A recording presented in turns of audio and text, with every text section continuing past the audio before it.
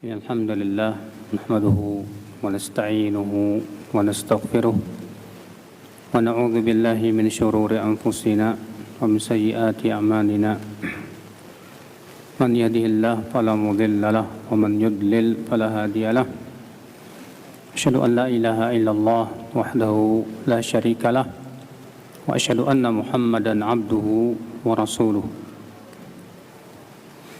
قال الله تعالى في كتابه الكريم يا أيها الذين آمنوا اتقوا الله حق تقاته ولا تموتن إلا وأنتم مسلمون أما بعد. Ya ikhwah, kita insyaallah memulai kajian Mukhtasar Sahih Muslim yang ditulis oleh Al-Imam Al-Hafidh Al-Mundhiri, di mana ini adalah ringkasan dari Sahih Muslim. Yang meringkasnya yaitu Al-Imam Al-Hafidh Al-Mundhiri. Sedikit kita ingin mengenal beliau, biografi singkat daripada Al-Imam Al-Hafidh Al-Mundhiri. Beliau bernama Abdul Azim bin Abdul Qawi bin Abdullah bin Salamah Ad-Dimashqi. Beliau namanya siapa tadi? Abdul Azim bin Abdul Qawi bin Abdullah bin Salamah. Kunyah beliau yaitu Abu Muhammad. Kunyah itu apa? Kunyah itu apa? Hah? Kunyah itu artinya nama yang dinisbatkan kepada abu atau ibnu. Ya, misalnya antum punya anak namanya Ahmad, Abu Ahmad misalnya. Atau antum menisbatkan kepada bapak antum. Bapak antum misalnya namanya Muhammad ibnu Muhammad. Ya, ini namanya kunyah. Dan kunyah memang termasuk sunnah. Ya, Rasulullah punya kunyah, para sahabat semuanya punya kunyah, demikian pula para ulama. Beliau orang Damaskus, aslinya dari Damaskus. Ya, beliau wafat di Mesir, di mana beliau dilahirkan pada tahun 581 Hijriah. Dilahirkan pada tahun berapa?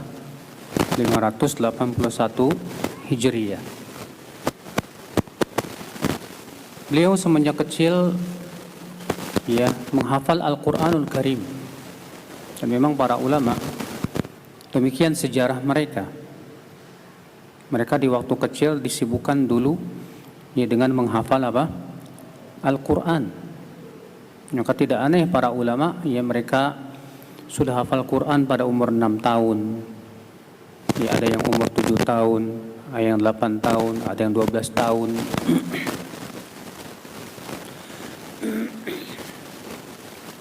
Kenapa? Karena memang Al-Quran itu sangat berkah, akhi. Di Al-Quran itu orang yang menghafal Al-Quran biasanya Allah berikan kepada dia kemudahan untuk menghafal pelajaran yang lainnya. Beliau menuntut ilmu hadis dan beliau betul-betul Masya Allah sangat perhatian terhadap ilmu hadis, di mana beliau mendengar dari beberapa ulama di zamannya. Di antaranya beliau mendengar hadis dari berguru kepada Al-Hafidh Abul Hasan Ali bin Al-Mufaddal Al-Maqdisi, dan beliau bermulazamah beberapa tahun lamanya. Di kota Madinah beliau berguru kepada Al-Hafidh Ja'far bil Amusan. Di Damaskus beliau mendengar hadis atau belajar ilmu dari Umar bin Tabarzad. Demikian pula beliau pergi ke Najran. Beliau juga pergi ke Iskandariyah. Beliau pergi ke Roha. Beliau juga pergi ke Baitul Maqdis. Ya. Dan memang itu menjadi sebuah sunnah para ulama, akhi. Di mana para ulama itu semenjak dari zaman sahabat Nabi Shallallahu Alaihi Wasallam, bahkan di zaman Nabi Shallallahu Alaihi Wasallam, mereka mengadakan perjalanan jauh untuk menuntut ilmu. Yang pertama kali melakukan perjalanan jauh untuk menuntut ilmu siapa? Nabi Musa. Ya. Di mana Nabi Musa mengadakan perjalanan jauh untuk bertemu dengan siapa? Ya, Khadir. Ya. Yang kemudian menjadi sunnah. Setelah itu para ulama mengadakan perjalanan jauh untuk menuntut ilmu Allah Subhanahu wa taala. Di antara buku yang beliau tulis adalah yang pertama kitab At-Targhib wa Tarhib. Yang kemudian beliau kitab ini ditakhrij dan dibedakan yang sahih dan yang dhaifnya oleh Syekh Muhammad Nasiruddin Al-Albani. Ya, ada sahih Targhib wa Tarhib dan dhaif Targhib wa Tarhib. Di antaranya juga mukhtasar Sahih Muslim yang akan kita bahas ini. Ini adalah ringkasan dari kitab Sahih Muslim. Ya. Di mana beliau meringkas Sahih Muslim itu dengan cara dibuang sanadnya, Pak. Kemudian dibuang juga hadis-hadis yang terulang. Di mana satu hadis-hadis yang terulang itu, ya, beliau tidak ulang lagi. Di antara buku tulisan beliau juga yaitu Mukhtasar Sunan Abi Daud.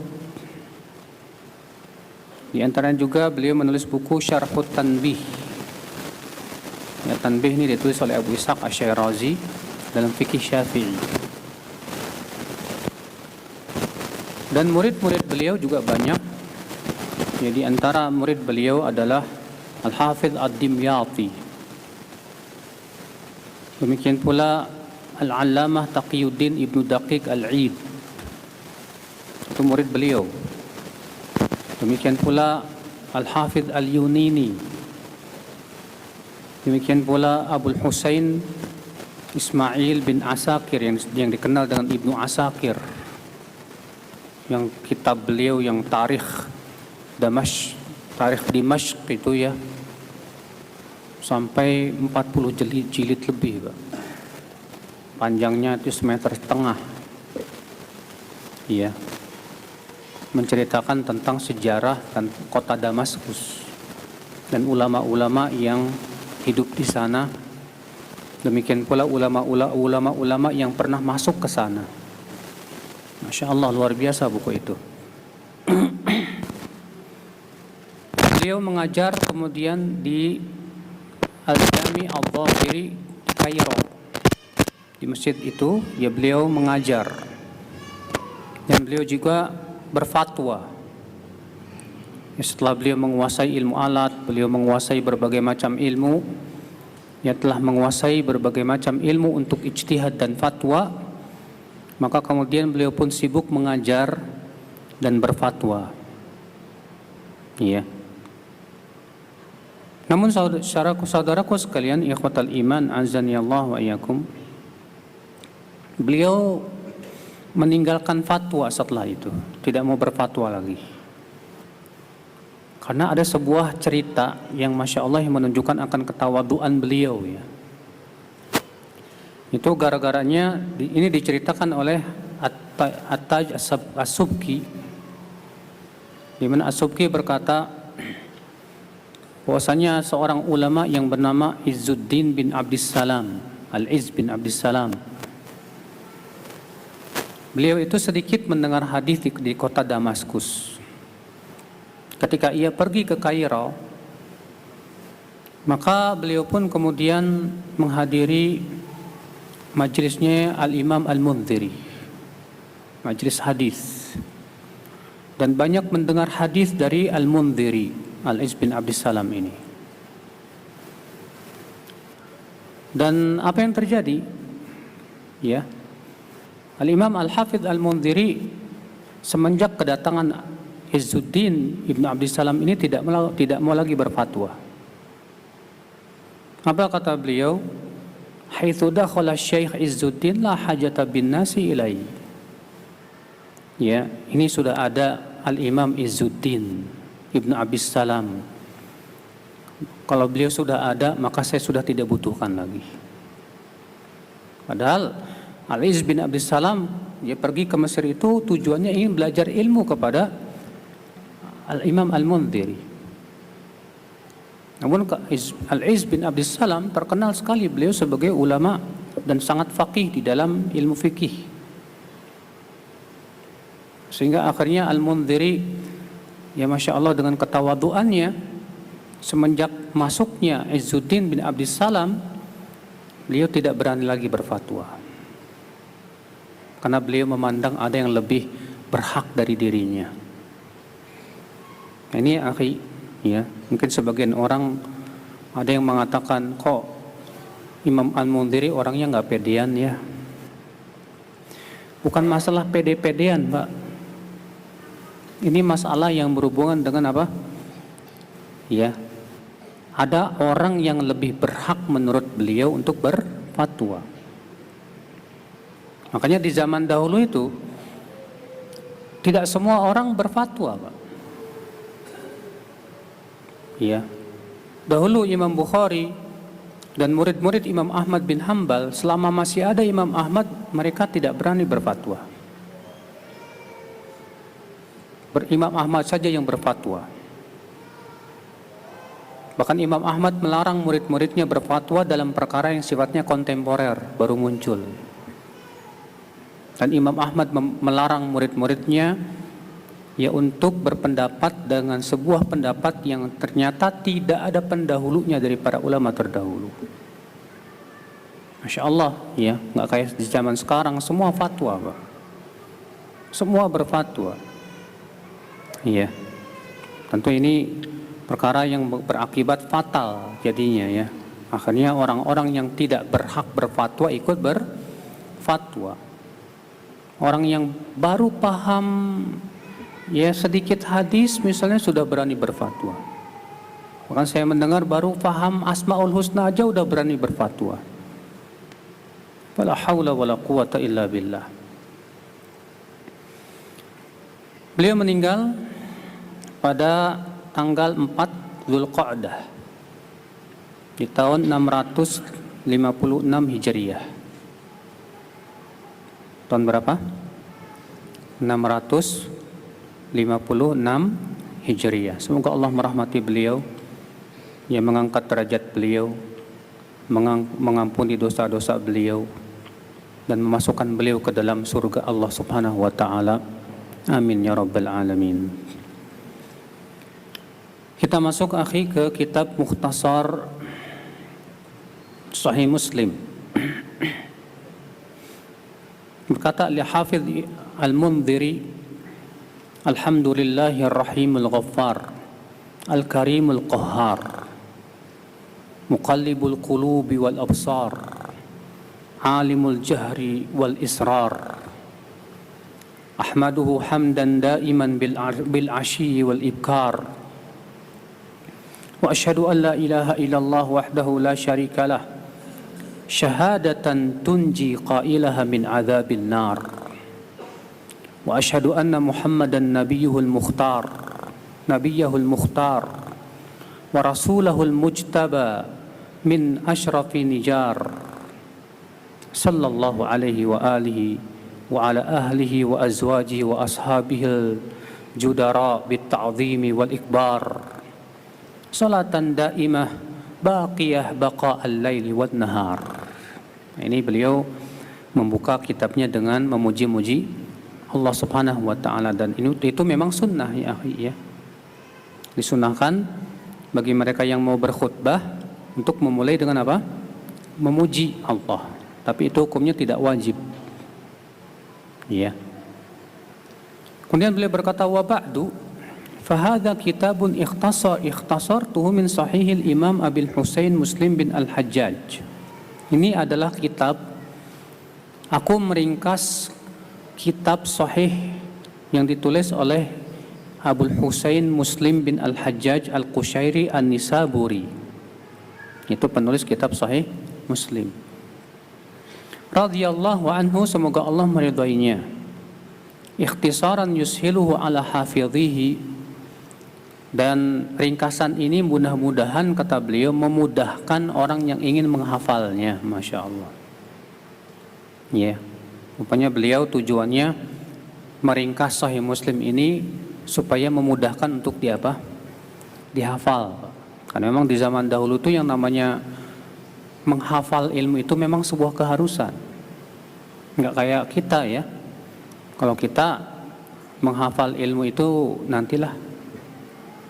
Iya. Padahal sebetulnya menghafal ilmu itu sangat dianjurkan oleh Nabi Shallallahu Alaihi Wasallam. Menghafal Al-Quran, menghafal hadis-hadis Nabi Shallallahu Alaihi Wasallam itu dianjurkan oleh Nabi Shallallahu Alaihi Wasallam. Bahkan Nabi mendoakan. Nabi bersabda, "Nadzarallahu mra'a sami'a maqalati, fahafidhaha wa wa'aha wa addaha." Semoga Allah memberikan rahmat, memberikan cahaya kepada wajah orang yang mendengar sabdaku. Lalu ia menghafalnya, lalu ia memahaminya, lalu ia menyampaikannya. Maka dari itu akhi, ya, kita semua termasuk anak juga di dalam hal ini kita berlomba-lomba ya untuk bisa mempraktekkan sabda Nabi Shallallahu Alaihi Wasallam. Ya, dengan cara kita ya menghafal ya Al-Quran, menghafal hadis-hadis Nabi Shallallahu Alaihi Wasallam. Wa yuqarribuhu lin-nadhir fih. Kata beliau dengan harapan ini mudah-mudahan bisa mendekatkan kepada orang yang ingin membacanya. Waratabtuhu tartiban yusri'u bitalibi ila wujudi matlabihi fi madhinnatihi. Dan aku susun ia dengan cara agar para penuntut ilmu mudah untuk menemukan hadis di tempatnya. Wa qad tadammana ma'a sighari hajmihi julla maqsudil asli. Di mana ringkasan ini kata beliau walaupun kecil namun ya sudah mencakup semua yang ada dalam Sahih Muslim. Wa ilallah subhanahu arghabu fi an yanfa'ani bihi wa qari'ihi wa katibihi wan nadhir fihi. Dan aku mohon kepada Allah mudah-mudahan ringkasan ini bermanfaat untukku, demikian pula bermanfaat untuk pembacanya, penulisnya, dan yang melihat padanya. Innahu qaribum mujib. Sesungguhnya Allah maha mendekat lagi maha mengijabah. Mas, itu yang tidur bangunin mas. Pak, kalau tidur jangan di masjid pak. Ini majelis ilmu ya. Jangan nyender. Jangan nyender. Ana paling nggak betah ngelihat tidur di majelis ta'lim itu pak. Kenapa? Ana lebih, yang paling ana khawatirkan tuh penuntut ilmu yang kayak gitu. Kenapa? Karena dia mendengarnya sambil tidur. Tahu-tahu setan memberikan wahyu ke dia dalam mimpinya itu, bahwa anak ngomong gini, ngomong gitu, lalu keluar ngomong, Ustaz Badrul ngomong gini, ngomong gitu, padahal dia tidur. Dan itu sering terjadi. Fitnah. Ya, kalau antum memang mau tidur, udah pulang aja di kasur kan enak tidur. Ya, daripada di majlis taklim. Tapi kita masuk Kitabul Iman. Kitab apa? Al-Iman. Memang di dalam Sahih Muslim pun juga dimulai dengan Kitabul Iman. Sebelumnya kita ingin mendefinisikan apa itu iman secara bahasa dan istilah. Al-iman secara bahasa artinya at-tasdiq. Al-iman secara bahasa artinya apa? At-tasdiqu wal iqraru. Itu membenarkan dan menetapkan. Adapun secara istilah, iman itu terdiri dari 5 nun di akhirnya. Yaitu yang pertama i'tiqadun bil janan. Yang kedua, wa nutqun bil lisan. Yang ketiga, wa amalun bil arkan. Yang keempat, yazidu bi ta'atir rahman. Dan yang kelima, wa yanqusu bi ta'ati syaitan. Nah, ini iman ya, menurut Ahlussunnah wal Jamaah. Jadi iman secara istilah Ahlussunnah wal Jamaah yaitu apa? Keyakinan dengan hati. Ucapan dengan apa? Lisan. Terus amalan dengan anggota badan. Terus bertambah dengan menaati Allah. Terus dan berkurang dengan menaati setan. Nah, ini keyakinan Ahlussunnah wal Jamaah, Bapak sekalian. Siapa yang tidak punya keyakinan ini maka dia bukan Ahlussunnah. Contoh misalnya Murji'ah. Murji'ah mengatakan iman itu ya sebatas ucapan dengan hati. Karena Murji'ah kan ada tiga kelompok ya. Kelompok yang pertama yang mengatakan iman hanya sebatas ucapan dengan hati. Kelompok yang kedua ya, kelompok yang pertama mereka mengatakan iman itu sebatas ucapan dengan lisan. Kelompok yang kedua mereka mengatakan bahwa iman itu sebatas keyakinan dengan hati. Kelompok yang ketiga dari kelompok Murji'ah, mereka mengatakan bahwa iman itu ucapan dengan lisan dan keyakinan dengan hati. Namun tiga kelompok ini Pak, semua sepakat bahwa amal tidak termasuk iman. Amal tidak mempengaruhi iman. Jadi kalau orang punya keyakinan dengan keyakinan yang kuat bahwasanya Allah sebagai Rabb-nya, Islam sebagai agamanya, Muhammad sebagai Rasulnya, ya, dan ia mengucapkan 2 kalimat syahadat, selesai, imannya sempurna sudah. Maka amalan soleh sebanyak apapun kata mereka tidak menambah keimanan dia. Dan kemaksiatan sebanyak apapun walaupun itu kekufuran katanya tidak mempengaruhi iman dia. Ini keyakinan siapa? Murji'ah. Jadi Murji'ah mengatakan amal tidak termasuk apa? Iman. Sementara Khawarij mengatakan amal syarat sah iman secara mutlak. Di mana apabila hilang sebagian iman atau sebagian amal, hilang seluruh iman. Yang berakibat mereka mengkafirkan pelaku dosa besar. Sedangkan Ahlussunnah wal Jamaah meyakini bahwa amal itu Pak berderajat. Ada amal yang masuk di dalam kategori pokok iman. Pokok apa? Pokok iman. Disebut pokok iman artinya Pak, kalau seseorang kehilangan pokok iman maka kehilangan iman seluruhnya.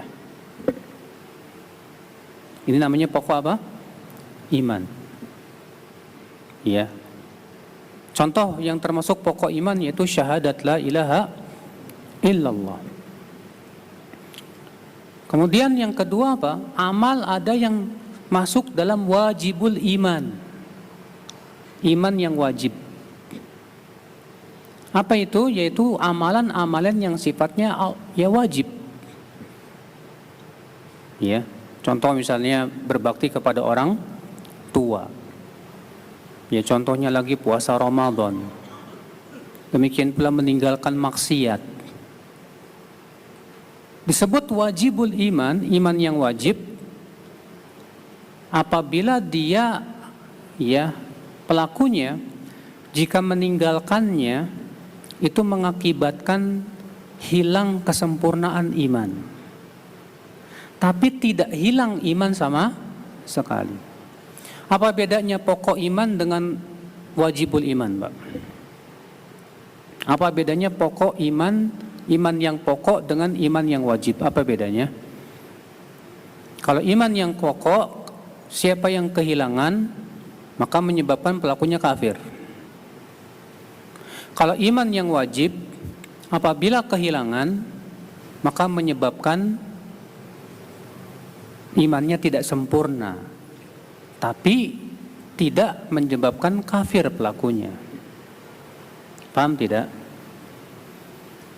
Yang ketiga yaitu mustahabbatul iman, itu amal yang masuk di dalam iman yang sunnah. Contoh misalnya apa? Salat tahajud, salat duha, puasa sunnah. Maka kalau misalnya ada orang yang kehilangan atau tidak melakukan perbuatan yang sunnah, apakah berpengaruh kepada kesempurnaan imannya? Tidak. Tapi ia berpengaruh kepada keutamaan iman. Kalau yang kedua, iman yang wajib, maka ini berpengaruh kepada kesempurnaan iman. Ini yang membagi ini Syekhul Islam Taimiyah rahimahullah dalam kitab Al-Iman. Karena beristimbat dari sabda Nabi SAW bahwa iman itu ada 60 atau 70 lebih cabang. Demikian pula Allah menyebutkan dalam Al-Quran bahwa iman itu seperti pohon. Iman seperti apa? Pohon. Coba kalau antum lihat pohon ada pokoknya tidak Pak? Pokoknya. Pohon ada cabang-cabangnya tidak Pak? Ada kan? Kalau antum misalnya menebang salah satu cabang pohon, masih disebut pohon tidak Pak? Tapi apakah pohon yang sempurna? Bukan. Ya tidak. Sekarang kalau antum gergaji dari pokoknya dari bawah, masih disebut pohon tidak Pak? Tidak. Nah demikian pula iman. Kalau ternyata itu termasuk pokok iman dan seseorang kehilangan pokok keimanan, maka ini menyebabkan tidak lagi disebut apa? Muslim. Tapi kalau dia kehilangan salah satu cabang iman yang wajib, maka tetap disebut apa? Mukmin dengan imannya, tapi dia disebut fasik dengan apa? Ya maksiatnya itu. Faham tidak? Nah ini yang akal Islam. Ya. Berbeda dengan Khawarij. Khawarij menjadikan seluruhnya pokok. Ya. Jadi cabang-cabang iman yang wajib itu menurut Khawarij itu pokok semua itu. Maka orang misalnya dia berbuat zina, kafir. Ada orangnya makan riba, kafir. Orang yang berhukum dan hukum selain Allah, kafir. Dikafir-kafirkan semuanya Pak. Ini keyakinan apa? Khawarij. Ya, makanya Khawarij dan Murji'ah sebagaimana sering saya sebutkan akhi, ada persamaannya. Siapa yang ingat persamaan Khawarij dan Murji'ah? Ada yang tahu tidak persamaan akidah Khawarij dan Murji'ah di sisi apa? Ada yang ingat? Persamaannya yaitu Khawarij dan Murji'ah sama-sama punya keyakinan iman tidak bertambah dan tidak berkurang. Dua-duanya sama-sama punya keyakinan bahwa iman tidak bercabang-cabang. Tapi aplikasinya berbeda. Bagaimana apa aplikasi Khawarij? Kata Khawarij, iman itu satu, tidak berbilang-bilang. Maka kalau hilang sebagian iman, hilang seluruhnya. Murji'ah mengatakan iman tidak bertambah dan tidak berkurang, iman juga tidak apa? Berbilang-bilang.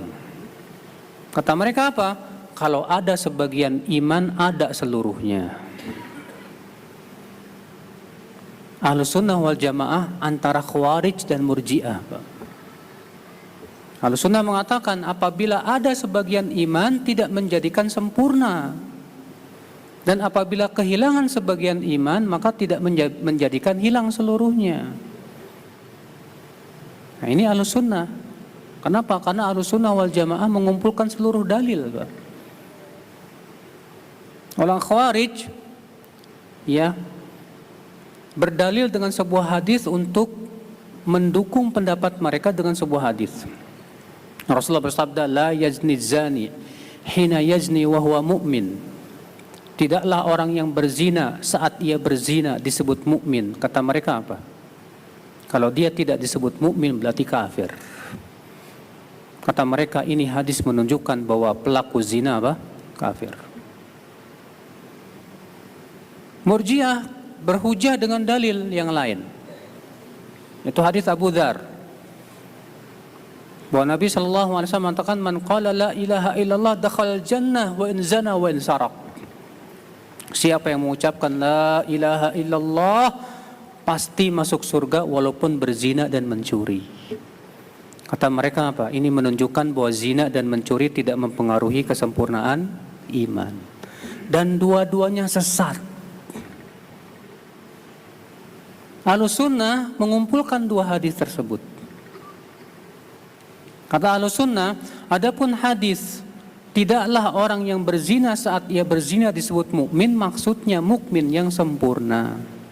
Artinya orang yang berzina telah kehilangan kesempurnaan iman.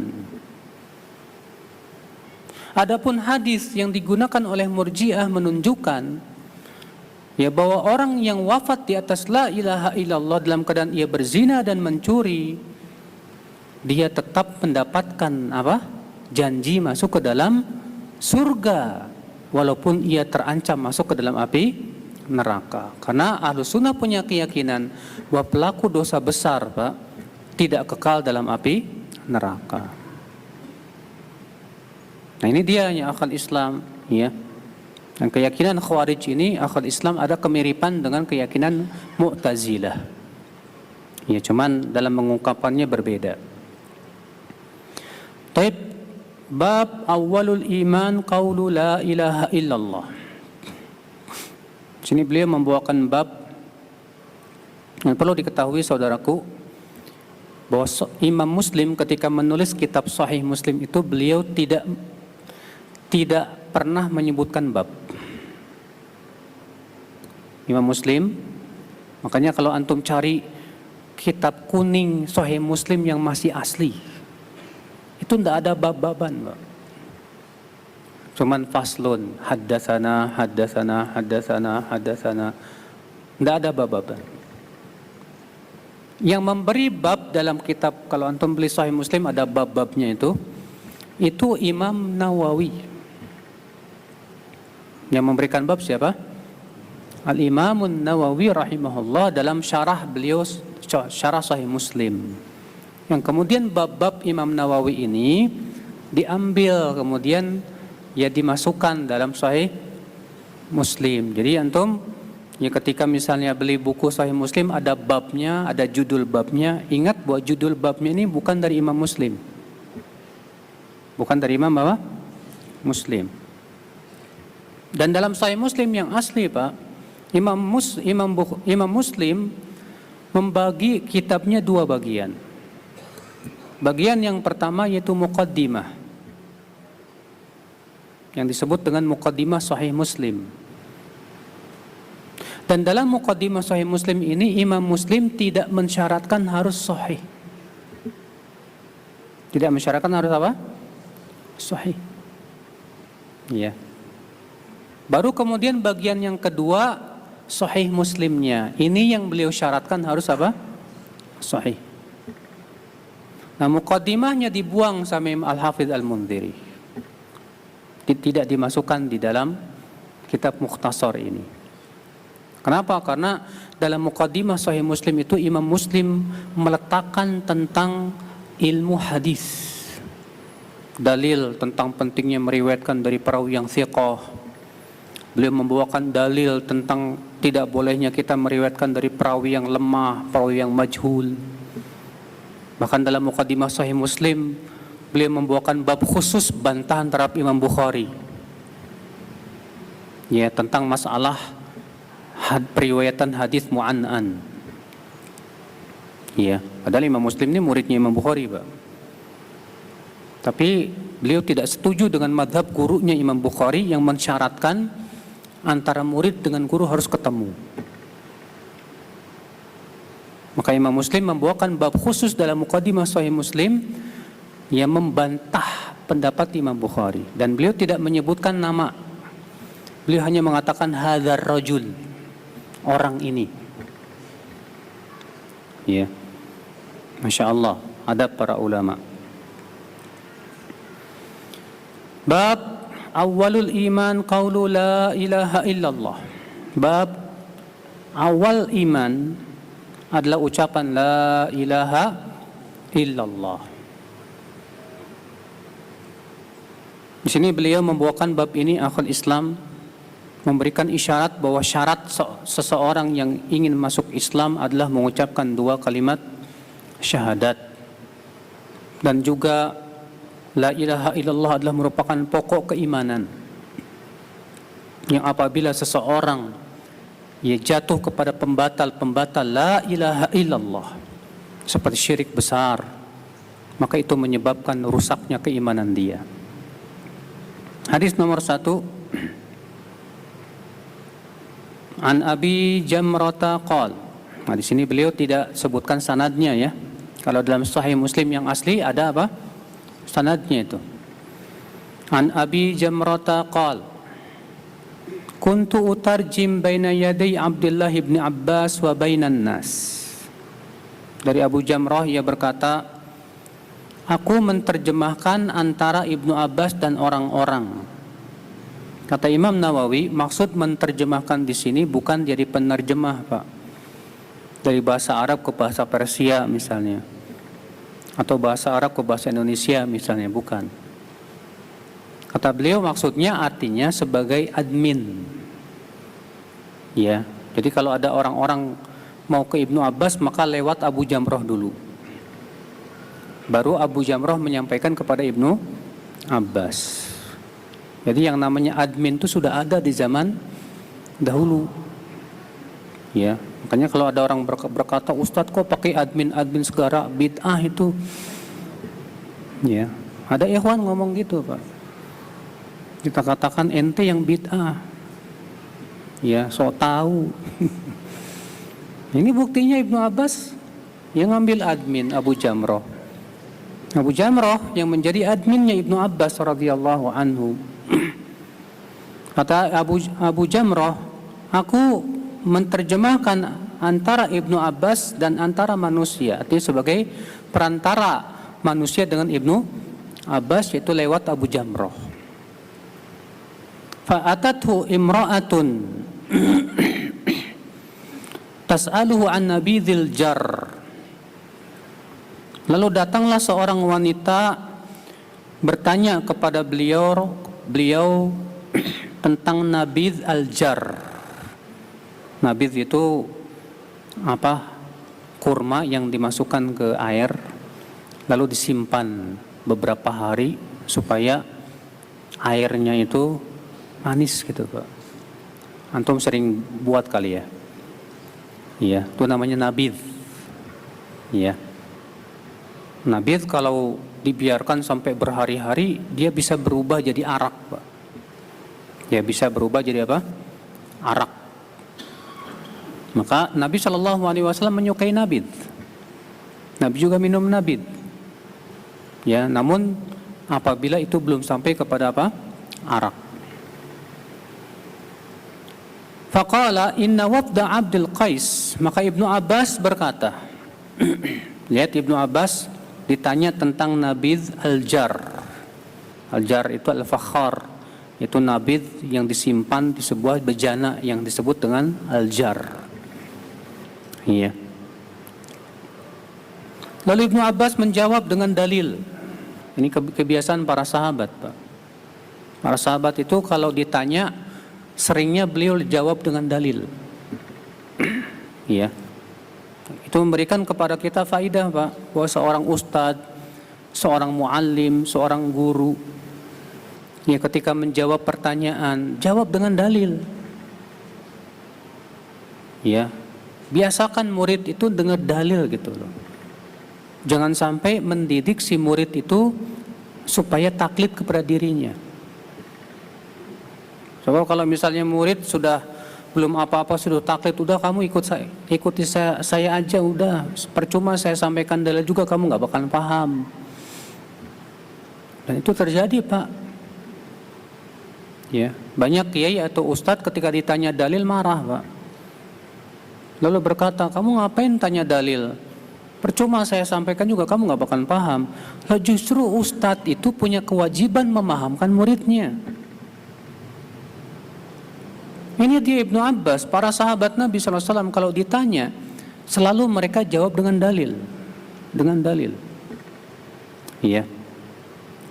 Ini dia ada seorang wanita datang kepada Ibnu Abbas, bertanya kepada Ibnu Abbas tentang apa? Nabidh al-jar. Faqala, maka Ibnu Abbas berkata, Inna wafda Abdul Qais atau Rasulullah sallallahu alaihi wasallam. Sesungguhnya utusan Abdul Qais dahulu datang kepada Rasulullah sallallahu alaihi wasallam. Faqala Rasulullah sallallahu alaihi wasallam, maka Rasulullah SAW bersabda, manil wafdu, utusan dari mana ini? Aw manil kaum dari mana ini? Qalu Rabi'ah, mereka berkata, kami dari kabilah Rabi'ah wahai Rasulullah. Qala marhaban bil qaum aw bil wafdi ghaira khazaya wala nadama. Selamat datang, marhaban, ya, para utusan atau kaum, tanpa penyesalan dan tanpa kehinaan. Faqalu, mereka berkata, ya Rasulullah, inna na'tika min syuqqatin ba'idah wa inna bainana wa bainaka hadzal hayy min kuffari mudar wa inna la nastati'u an na'tiyaka illa fi syahril haram. Mereka berkata, wahai Rasulullah, kami datang dari daerah yang jauh sekali, dan antara kami dan kota Madinah itu, wahai Rasulullah, ada sebuah perkampungan dari Banu Mudhar, ya, orang-orang kafir Mudhar, dan kami, ya, tidak bisa mendatangi engkau kecuali di bulan haram. Ya, kenapa? Kenapa mereka tidak bisa mendatangi Rasulullah kecuali di bulan haram? Karena orang-orang kafir ini, kafir Mudhar ini, Pak, terkenal bengis dan kejam. Semua yang lewat kampungnya dirampok dan dibunuhi. Kecuali di bulan haram. Di bulan haram tuh ada berapa? Yang pertama apa? Dzulqa'dah, Dzulhijjah, Muharram dan Rajab. Nah, orang-orang Mudhar, orang-orang kafir Mudhar ini di bulan haram nggak berani membunuh, nggak berani merampok. Mereka sangat menghormati bulan haram itu, Pak. Iya. Dan itu menunjukkan bahwa masih tersisa pada mereka agama Nabi Ibrahim. Iya. Jadi orang-orang kafir Mudhar ini hobinya merampok dan membunuh. Terkenal ganas lah istilahnya gitu. Tapi kalau di bulan haram gak berani. Dan kaum kufar Mudhar ini yang paling terkenal sangat menghormati bulan haram dibandingkan yang lain, Pak. Iya. Maka dari itu, ya akhi, kalau orang kafir saja sangat menghormati bulan haram, apalagi kita seorang muslim. Ya, bulan-bulan haram ini ditetapkan oleh Islam. Ya, Allah menyebutkan itu dalam surat At-Taubah 36. Ya, maka kenali bulan haram dan kenali haknya, akhi. Oke, kita lanjutkan. Jadi, ya, mereka tidak bisa mendatangi Rasulullah kecuali di bulan apa? Haram. Alasannya tadi yang sudah kita sebutkan. Lalu mereka berkata, famurna bi amrin faslin nukhbiru bihi man wara'ana wa nadkhulu bihil jannah. Maka berikan kepada kami sebuah perintah, wahai Rasulullah, dengan perintah yang jelas dan tegas, yang kami akan kabarkan kepada orang-orang yang ada di belakang kami di kampung kami sana, dan kami pun bisa masuk surga dengannya. Iya, sudah masuk Isya belum? Hah? Sudah. Baik, kita lanjutkan insyaallah pada pertemuan yang akan datang. Wabillahi taufik. Assalamualaikum warahmatullahi wabarakatuh.